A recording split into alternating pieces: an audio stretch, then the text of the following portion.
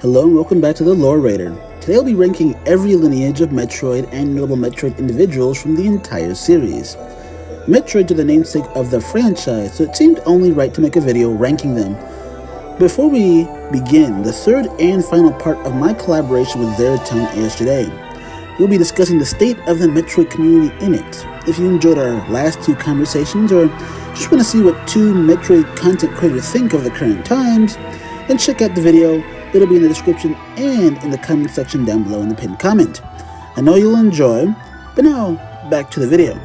For this ranking, we'll be ranking the Metroids from weakest to strongest.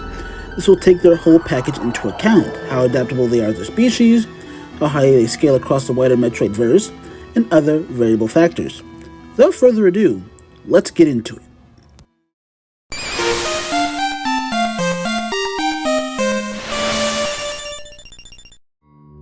Well, something had to come in dead last, and it was the Mocktroids. Mocktroids appear only in Super Metroid, namely in Meridia, which is really a massive underwater laboratory in which the space pirates attempt to clone the infant Metroid but fail miserably, creating the weak, slow, inferior copies that are destroyed in a few hits by Samus. Given they have none of the advantages of being an actual Metroid, the Mocktroids stand alone at the bottom of the list.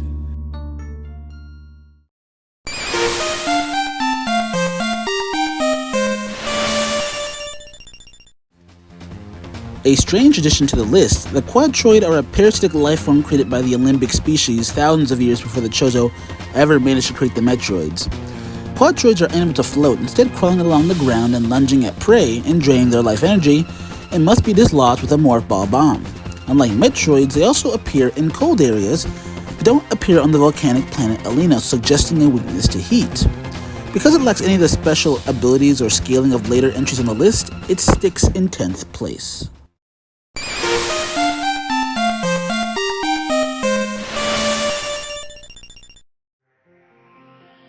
The Talon Metroids are a major strain of Metroids that were brought and reared on Talon 4 by the space pirates before being spread across the galaxy. The Talon Metroids are extremely adaptable, being able to mutate into the tricky Phazon Metroid and the tentacled Hunter Metroid.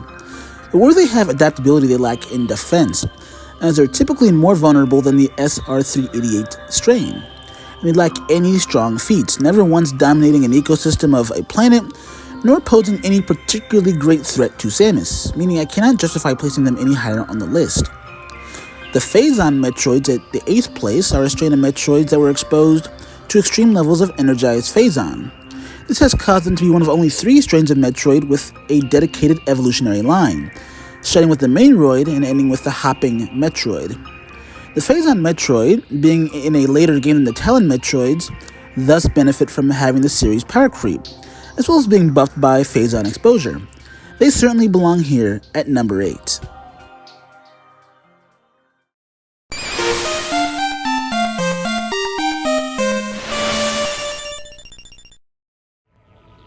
Coming in at number 7 is the Metroid Prime. Metroid Prime is both the namesake of the Prime trilogy, but also the final boss of Metroid Prime 1. A massive, hulking, and somewhat intelligent entity, the Metroid Prime put up a tremendous fight against Samus, at one point even shedding its armor to attack in its true form and being able to birth new Metroids mid-battle. While a very hacksy and powerful Metroid, the one thing holding this Metroid back is its relatively bad scaling, being in Prime 1, the second game in the timeline after Metroid 1, and certainly rendered obsolete as a threat as the timeline progresses due to the power creep. Still, number 7 is a respectable place to be on this list.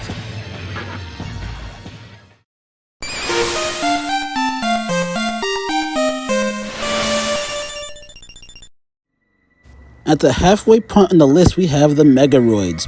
Hailing from the Samus Aran manga, the Megaroids were the space pirates' attempt to create a Metroid strain that was more submissive to them and aggressive to their foes at the same time. They failed, and the Megaroid was an unstoppable monster that ravaged the space pirate forces. The Megaroids also proved to have an extremely rapid life cycle, much more than any other Metroid, and was able to shrug off the Ice Beam and Missile combo by simply evolving further instead of dying. Being near the end of the timeline, this serves the Megaroids well, as they are certainly more powerful than many later entries, as they have briefly overwhelmed even Samus physically. The Metroids are held back by one reason. They're profoundly stupid, and they're willing to follow any source of energy, like a flare, at the detriment of better prey. They even followed that flare into a volcano, where they then perished. The fact they are this stupid as to lack basic self-preservation instinct pushed them down to number 6.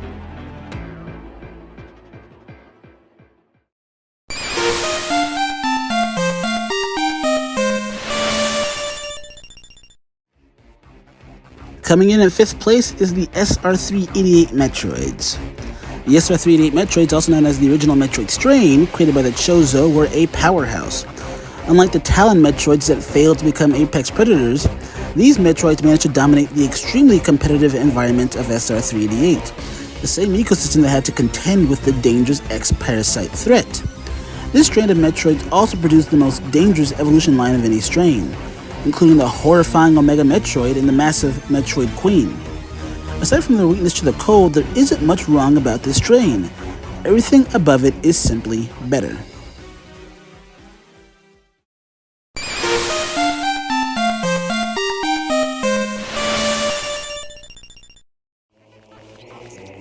Coming in at number 4, Dark Sims just narrowly misses the top 3. Based on the power creep of the series, Dark Sims is physically inferior to the previous 2 entries on the list, or at least the Omega Metroid and such.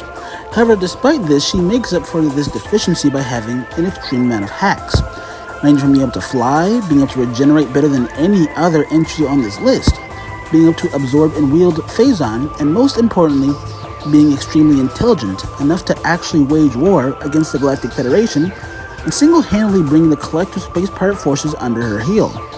Dark Sims, by way of having so many offensive and defensive options, and having proven her intelligence multiple times, she deserves the number 4 spot on the list, missing out on top 3 as the power creep eventually renders her obsolete.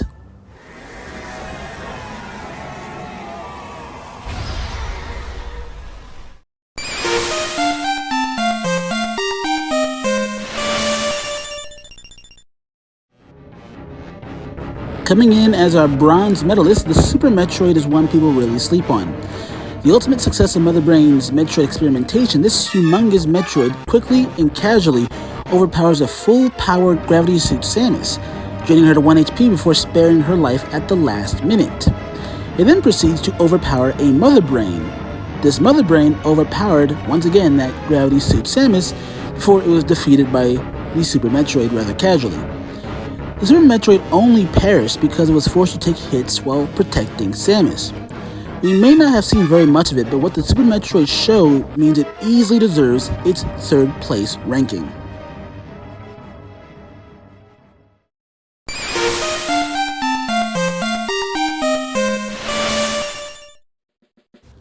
In our silver medal position is the Federation Metroids. This includes the unfreezable Metroid from Metroid Other M and the fast-growing Metroid from Metroid Fusion. This is simple ABC logic, as these are superior versions of the original SR388 strain, but in the case of the Battleship variety, they had their one weakness removed: cold damage. The Fusion Metroid proved to be even more dangerous, and 3 infant Metroids overpowered an admittedly distracted SAX, and an Omega Metroid literally one-hit KO's Gravity Suit Samus down to 1 HP. Given this Omega Metroid is a clone of the Super Metroid, it has to be superior to it logically.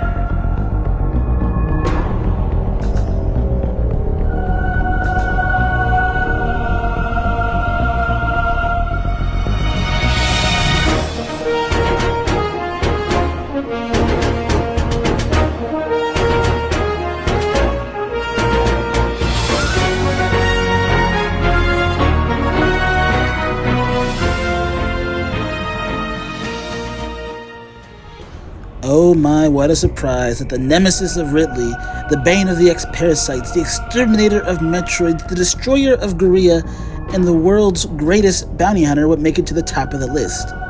And by unlocking her Metroid suit in Metroid Dread, is far and away the most powerful Metroid to ever live in the verse.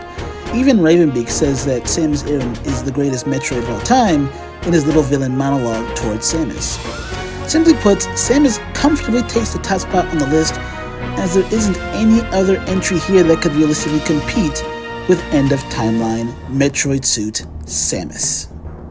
Well, that was my ranking of all the Metroid strains and notable individuals ranked from weakest to strongest. This is one man's humble opinion. What do you think? Let me know down in the description down below. Until then, please watch the collaboration with me and Zeratone, and most importantly, please pray for true peace in space.